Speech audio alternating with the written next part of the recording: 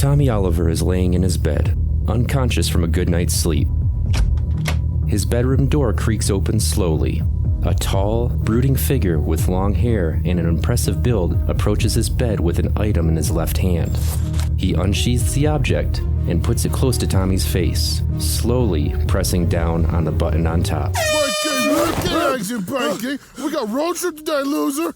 It is David Trueheart. He's here to pick up Tommy so he can meet their birth grandmother.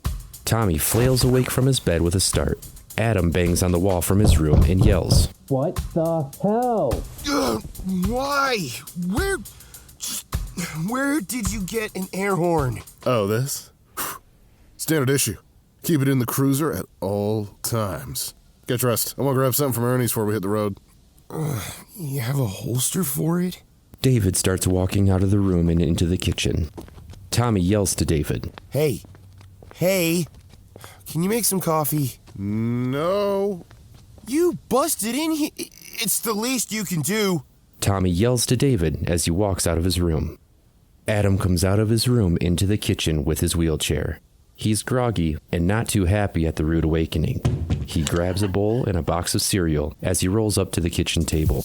Good morning, David. Hi, buddy. An air horn? Seriously, where did you even get that? Tommy's a deep sleeper. Also, it's standard issue. Some kids on the res like to get themselves into more trouble than I'm comfortable with. Helps to spook them off every now and then. You're at least gonna make some coffee then, right? Yes, Adam, I'm gonna make some coffee. Well, still, it's pretty cool you're working with the BIA. I didn't even know your road trip was today. Tommy didn't tell me. Yep, that is today. David makes a dumb face at Adam upon pulling the milk carton out of the fridge. Got milk? Ew, come on! It smells like it's 2 years out of date. Any clean spoons around here at least? David washes a spoon and hands it to him. Here, goob. Morning, Adam. Sorry about that. Tommy shoots David a glare. It's cool. I just wish you told me the trip was today. I meant to tell you. I've just been swamped studying for this huge exam coming up, and it slipped my mind. Sorry, man. You're fine. I've had some stuff going on myself. Granny Oliver still coming by? Yeah, she'll be here in a few. She's got to get the rest of Mom's stuff. You gonna be at the house for a few days? Yeah, I think so. I don't have any plans this week. I should probably actually take some TLC time. Can Chad come hang out? Of course, dude. I ain't your mom. Just let Granny know. And speaking of, you should probably call. I know you came to an agreement with your family, but they gotta miss you, dude. Yeah, for sure. I'm gonna call after breakfast. David pulls out the coffee pot to pour the boys each a cup. He notices Tommy's hair. Hey, hair looks good. Yeah, I wanted to try something new. It's not perfect, but... It looks great, Tommy. Really. The two brothers say their goodbyes to Adam before hitting the open road. I really wish I could have made that catch the wave contest this week, but this is more important. Grandpa Sam won't be home this weekend. He's hunting upstate. Gonna bring back some backstraps. Backstraps? Deer meat. Smoke it just right, you'll be in heaven. Especially with the right sauce. Dude. Hey, I'm sorry about the contest. I know you've been wanting to break out the board for a little bit. It's all good. I just want to get back out there. Plenty of time to do that, though. Yeah, for sure. So, police officer, huh? BIA officer. Res stuff. While I'm here this weekend, I am on call. Vinny's got it under control, though. I think. Oh, yeah, that's that weird guy you work with, right? He's not weird, he's just really fucking dumb. Hey, so, you're gonna drive tonight, right? You know I hate nighttime driving. Yes, don't worry. We should be there in the morning if we drive straight through. We not gonna stop? For bathroom breaks and stuff. Not gonna crash at a hotel, though. Only that much money. I mean, okay then. Tommy, do you need me to stop? Yeah, I forgot to before we left the house. Damn it. David sighs and begins looking for a sign for the nearest rest stop. Fine, but I'm not making a million of these stops, okay? It's all that coffee. What is it with that? What are you talking about? You drink it like a fish. Like a lot. I'm nervous, okay? A real family isn't something I've had to think about in a really long time. Okay, yeah, but you had 4 cups this morning and yesterday morning. Adam's worried. I like the taste. Ooh, hey, don't make me laugh until you find that rest stop. I don't want to make a mess on your seat. So, Window Rock, huh? That's where we were born. Yeah. This story has got some layers. So, where to start? David thinks for a moment as he turns off towards an exit for the much-needed stop. So, we were adopted by Mom and Dad, right? Yes, David.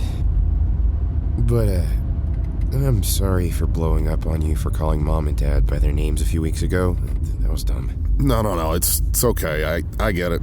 It could have been phrased better. It's all kind of new to me, too. I remember it a bit more, I guess. You remember our parents, like our real parents? No, not really. I mean, glimpses, sure. Marie and Tony just seem to be the most present in my mind, I guess. I remember Dad faintly, but like the smell of those cigarettes. Not Mom, though. It's foggy. The steering wheel creaks in David's grip at hearing this. Not for anything Tommy has done, but for the resentment he feels towards their birth father. Well, good. You don't need the son of a bitch.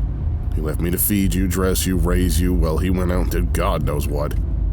Whenever Ma died, he became a completely different person. Probably went bar hopping to drink his depression away or something.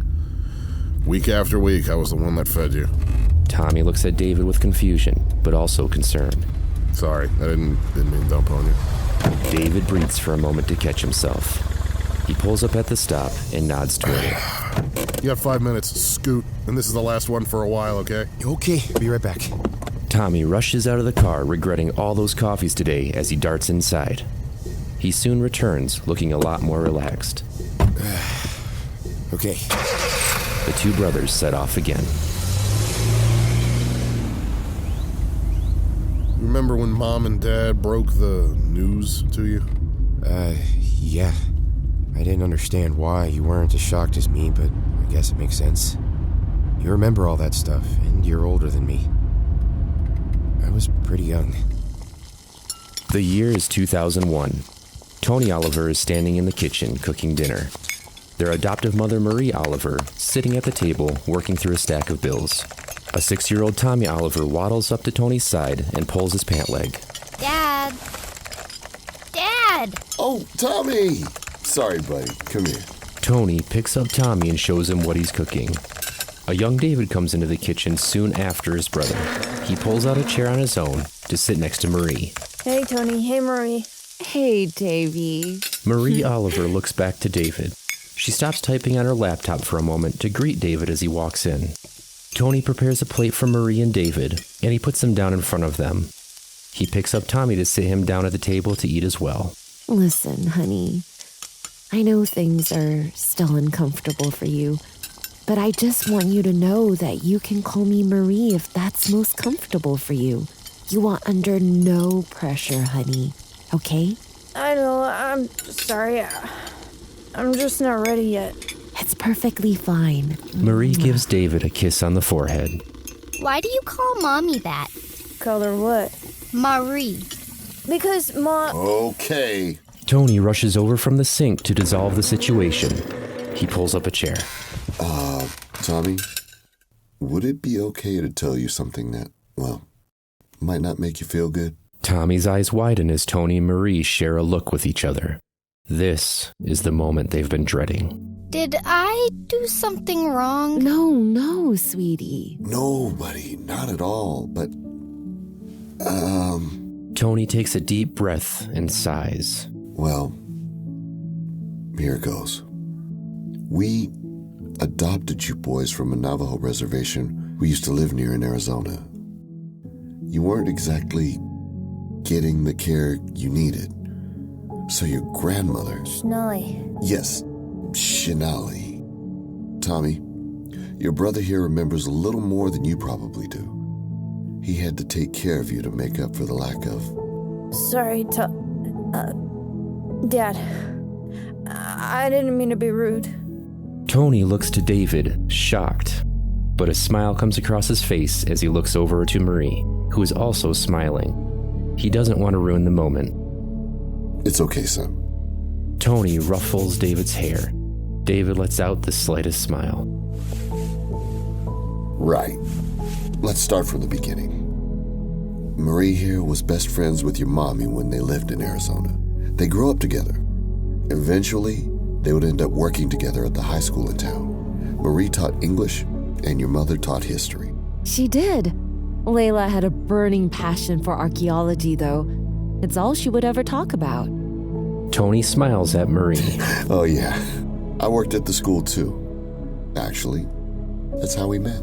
Marie shares a loving look with Tony as he grabs her hand to hold. Okay, yes. I coached gym class. After a few years working with Marie, we fell in love. We continued to work together for a while and officially tied the knot. Around that time, Layla met your father and had your brother David here. Then, a few years later, you popped into this world. Tommy smiles.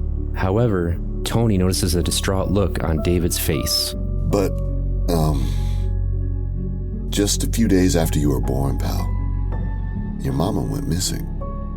Police looked anywhere they could, but the BIA only had so many resources, and, well, the government wasn't exactly helpful with the case.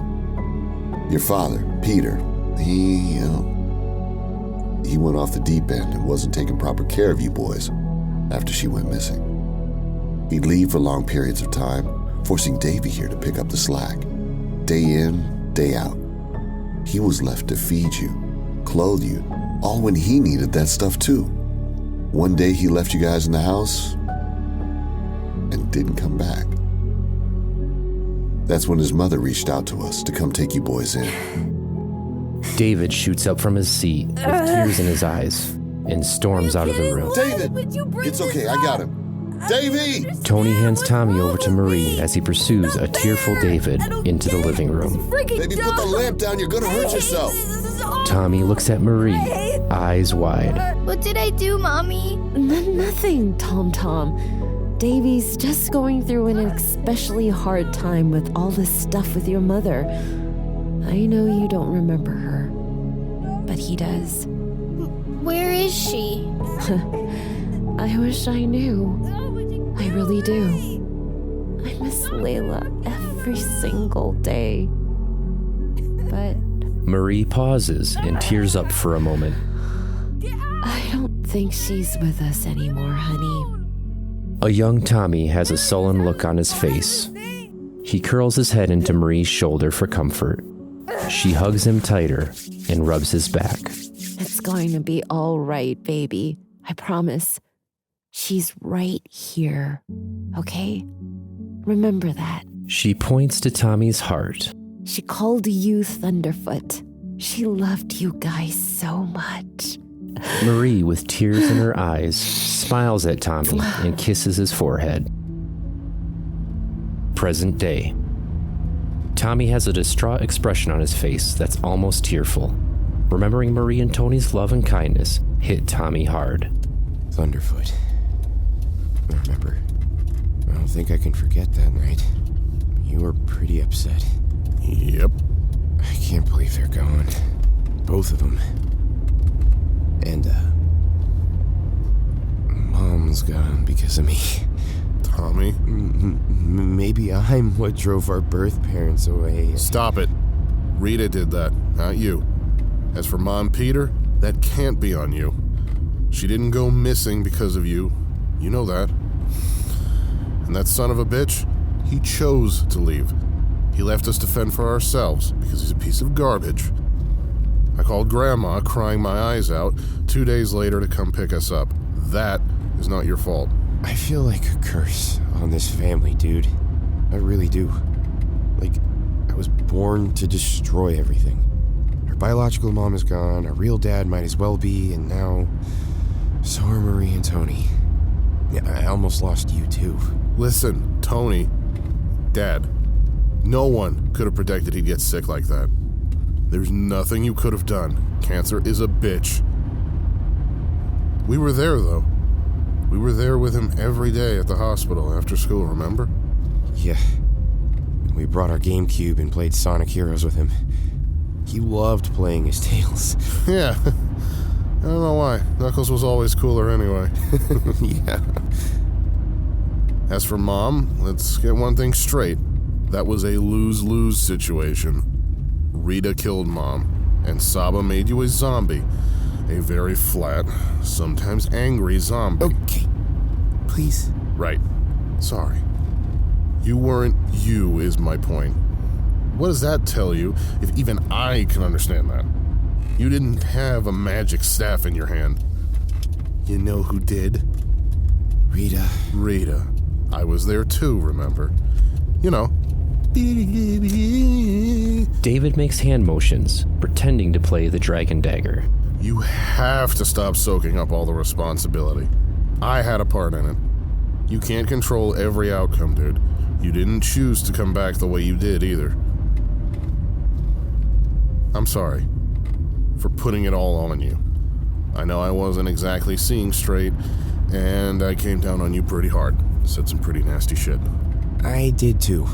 Okay? Look, largely, I realized that there was a lot surrounding Mom's death that I didn't really have any control over. I know I didn't have much of a choice in a lot of the things that happened. I'm starting to understand. I promise I am. I'm still working out all the bugs, I guess. I get so angry still. The guilt is still so present. I just want some control over my life, you know? Maybe there's just something about us in the color green. Hey, I get it though. Growing up the way you did, having to take care of me, losing Ma and Pa, being adopted, Dad getting sick, it's a lot. Then seeing what happened to Mom on top of it all would have made anybody in your situation snap. Here, Shinali wanted me to give this to you when you were ready. Tommy places the arrowhead necklace David gives him around his neck. Ready for what? Mentally ready. When your mind and body are one. I think she'd be proud to see you wear this once we get there. Makes you look less scrappy anyway. Oh, sharp. Thanks. How do I look? Stupid. You know my name, Trueheart? It's a given name. It's a whole thing. I share a name with Grandpa. A smile appears on Tommy's face. Mine sounds way cooler anyway. David shoots Tommy a mischievous glare. Tommy's eyes widen just before David dumps his smoothie onto Tommy's lap. Dude! David cackles like a maniac as they continue towards Window Rock, Arizona, to meet their grandmother. A worn-out, light blue Jeep pulls into a parking spot at a local motel. A man wearing an old leather jacket, blue jeans, and work boots gets out of the car. He's sporting long hair tied into a braid, and a look on his face that could kill. The man is Peter Littleraven. He's entering a cheap motel room he rented. As he enters, he sits down on the bed and pulls out his cell phone and dials a number that he didn't think he'd have to dial in a long time. Hello? Hey, it's me, Peter. Oh. Hi. It's been a while. I know. Well, how are you? I'm tired, Mom. I'll bet. You've been gone for a long time, Peter. Your boys are doing well, by the way. They took her, Ma. Those sons of bitches took her from me. She said she was just going to the store. She said she'd be right back. I should have gone with her. I should have gone. I should have been there with her. I should have... Peter, stop. Why do these people exist? You know what the police said, right? Suspected trafficking. Mom, she was trafficked. Peter, I know. I know. after yourself and leaving your cubs behind to fend for themselves is not what a parent does. Those boys are hurting because of you, Peter. I know. I'm not proud of just abandoning everyone. I thought I could find these bastards myself. The BIA weren't going to help. That's where I screwed up. I should have fucking known better. Peter, what do you need? Peter stops for a moment, eyes full of tears, but he's quick to swallow them. I want to come home, Ma. Layla, I can't feel her anymore. I haven't been able to for a while. I didn't want it to be true. I thought I could bring my family back together. I haven't seen my boys since they were small, and you sent them to live with Marie. And that's no one's fault but my own. I left them. When I came back to an empty house, I fell apart. I'd be lying if I said I didn't understand why you did it, though. I got so lost in looking for her, so lost in my pain, that I neglected the family I had in front of me. I did what I had to do, Peter. I tried to reach out to you. I know, Mom. I know. I burned a lot of bridges with the people I care most about. Look, I won't stay long, but can I come by? Well, our bridges may be burned, but they can be rebuilt. Come home, son. We will talk. Thank you, Mom. Peter lets out a sigh as he hangs up the phone. He pulls out a photo of a young David and Tommy standing next to each other. I'm sorry, boys. You deserved better from me. Tommy is driving now, while David is snoozing in the passenger seat. Tommy shoots a glare at David. Hey, Dave. Dave! What was that for? Tommy pats his brother in the face to wake up. Perhaps a little too hard. Making me drive all night. I told you I hate nighttime driving. You were just so tired. Also, I think we're here. You know where her house is better than I do, so I need you to point me there. David sits up from his slouch, rubbing his cheek. Well, good morning to you, too, Thomas. Take a left here. Tommy follows the turn. He looks at David, who is now rubbing his nose. You know if something comes up, I gotta go, right? You got a cover for me? I know, ranger stuff. Lucky for me, I can take the weekend off. Vin's covering me, remember? Oh yeah, Eagle Dude. Vincent Sitting Eagle, they call him. Fitting. Not a whole lot going on in that noggin of his. Did his parents have it out for him, or what? Nah, they just knew what was up. Look, it's fine, okay? It's fine. It's fine. Right up here. It's totally fine. So, this is Window Rock. Yep, this is it. A bit different than Angel Grove, huh? Oh, yeah. Everything's so close together. Simple. Straight ahead. Mm-hmm. Then follow where that wobbly Pontiac is turning. The house is at the end of that road. Tommy does so and pulls up to a small, nice-looking house with a well-kept garden lining the front of it and what looks like a vegetable garden growing fresh foods out in the back. The boys get out of the car as David notices a light blue Jeep parked off to the side next to his cruiser. They walk up to the front door and knock. David looks to Tommy. Ready, Thunder? Ready as ever, True Tart. What? David stares at Tommy with disdain. Tommy. Right. Moments later, a man opens the door. It is their birth father, Peter Littleraven. His eyes agape with shock, David pulls Tommy away. Tommy, get back in the car. Wait, what? I said get in the car. David walks intensely towards the pickup truck as Peter opens the door to try to defuse the situation. Son, David, please! No, you do not get to call me that. David, hang on just a sec. What's going on? You're Peter. Yeah, that's him. Now get in the truck. I'm taking you home. David, come on. We just got here. We should talk this out at least. This seems kind of big. Talk? David gets back out of the truck and slams the door. He walks up to Tommy. He had over 15 years to talk. Hey, stop. Why don't you go inside and get some water or something? Talk to Grandma. You brought me here to see her, right? Yeah. I'm gonna go inside. I can't be around him right now. Go ahead. I'll get my bags in a little bit. David marches toward the front door, glaring at Peter in the process.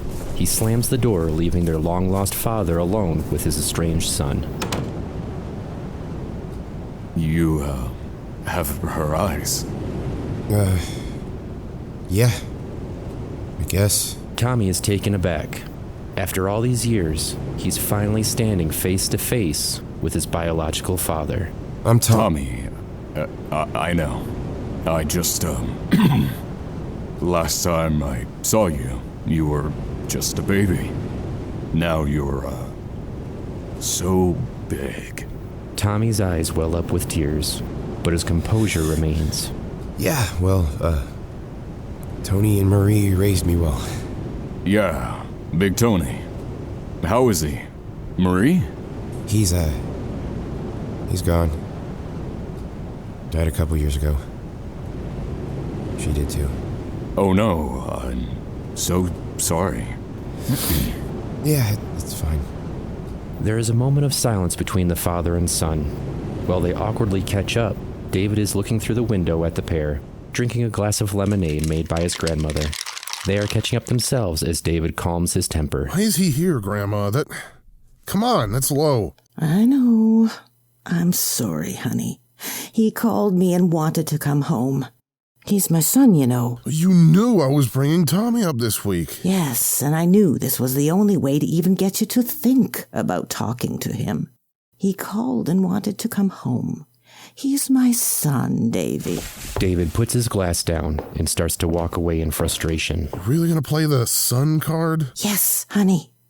You remember what I told you about carrying all that hate in your heart? It'll eat me alive. Right. Down to the bone. Even he's worth a second chance, honey. At least he's trying. Go ahead. Okay, fine. I'll do my best, okay?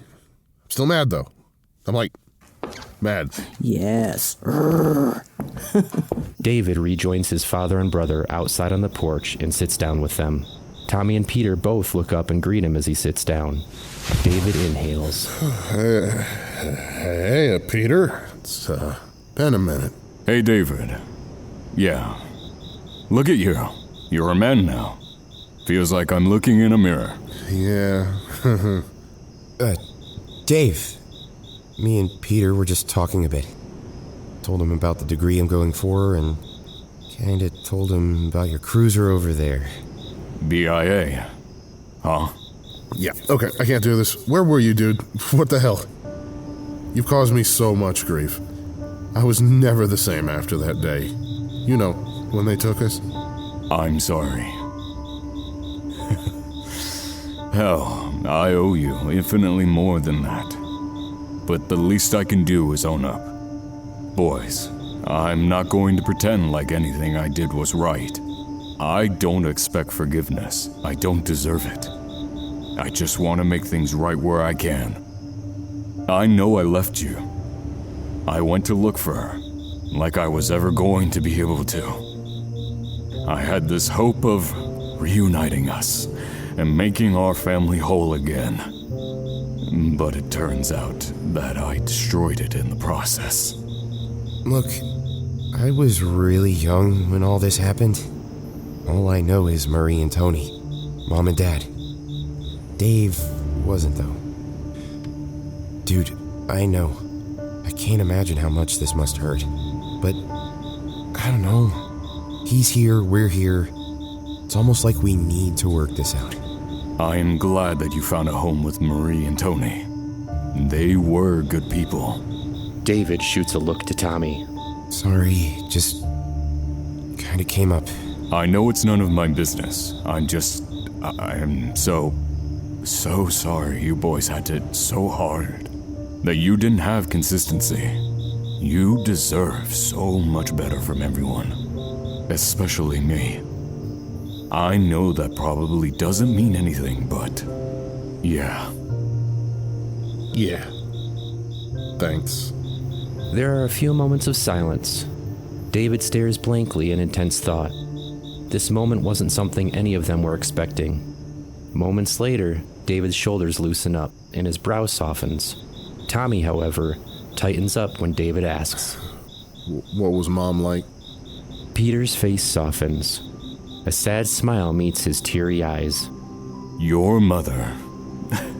She was so smart and so gorgeous. She had the biggest eyes, probably as big as her brain. She had the most gentle touch. I'll never forget it.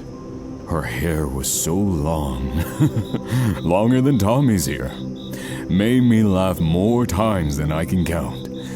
She was the only one who could too. But mostly, she was strong. She was so strong, boys. She could take on anything. One hell of a hunter too. He looks to David, whose eyes are also now filled with tears. He remembers his mother fondly. Peter then looks over to Tommy. You look so much like her, Mia. Hasia comes up to the door. You boys want to come in? I made stew. The father and son trio all get up and go inside for dinner. They chat and catch each other up with their respective lives. They share all types of stories, but Tommy and David make sure to exclude the ranger stuff. Peter tells them about his time on the road and how he always held onto a photo of the boys to help him get through.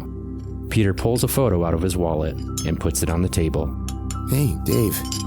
Looks like the picture on your nightstand. It is. David pulls out his wallet and throws his copy of the photo onto the table. I know I can't make up for the past. I know, but you boys meant everything to me. You were what kept me going. I wanted to make things right.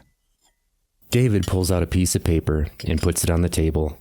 It's a job application for dispatch at the local BIA office on the reservation.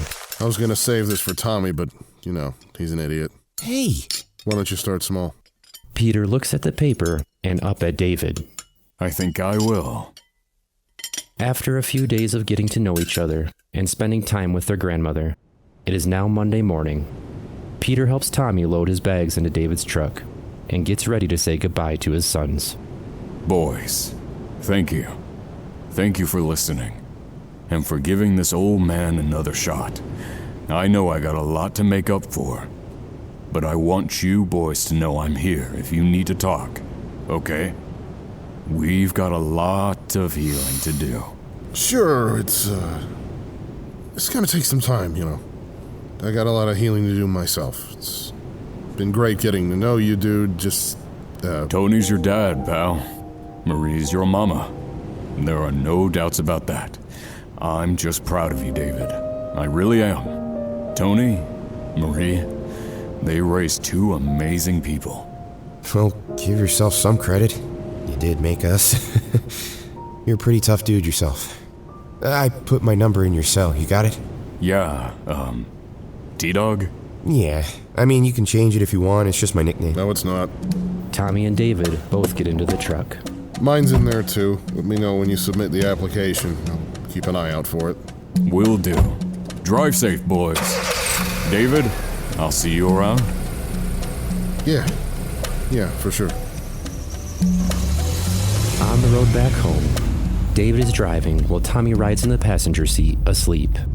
David pulls up to a traffic light when suddenly, a huge robotic creature with a crown of cogs and even larger cogs rotating on its shoulders slams down on the engine, awakening Tommy. A large mechanoid grabs David and drags him out of the driver's seat, breaking his collarbone with a wet snap.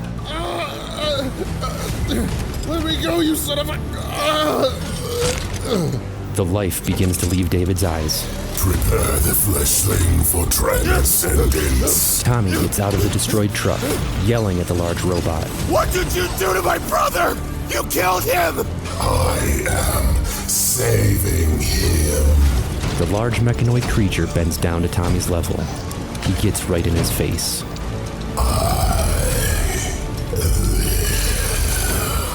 It is King Mondo. His face opens up into a cannon as his crown violently rotates. A pulse charges up and fires in Tommy's direction when the car swerves as David responds, shocked. What? Jesus! Tommy turns to see David driving still. It's nighttime. Tommy's face turns green. Pull over. What happened? Pull over! David pulls the truck over onto the side of the road. Tommy gets out and vomits onto the pavement. He finishes up and gets back into the truck. What the hell happened? What was all that? I had a nightmare. It felt like that one dream I had. The one I told you about. How real that felt. How detailed. This one felt quicker, though. Like a message. A warning. What? David, I saw you die.